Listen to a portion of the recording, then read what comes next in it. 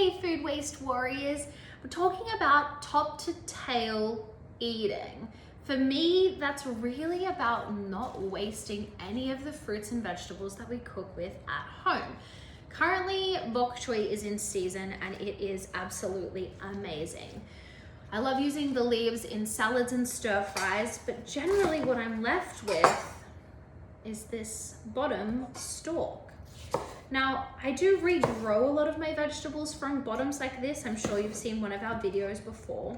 But what I also like to do is eat them because they're still so delicious. Generally, I like to quarter them, cut them up into smaller, kind of bite-sized pieces, pop them into a mixing jug or container, whatever you've got at home, a little bowl or something. And then I like to season it and stir fry it. And what you're left with are these gorgeous, crunchy, tender, amazing vegetables. And you've eaten the whole thing. Yum. This is a really simple, easy one. You can alter this to whatever flavor you like.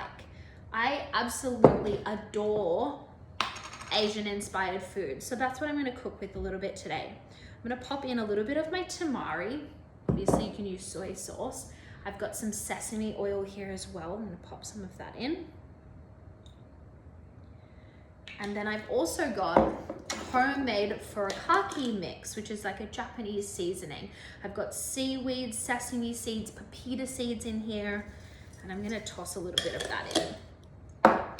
Now, all I need to do is pop this into my hot fry pan with a little bit of oil, mix it around just enough so that it's slightly browned, and then enjoy. This is an amazing, quick, easy dinner, lunch, whatever you like to make, and you've eaten and used the whole vegetable. Yum!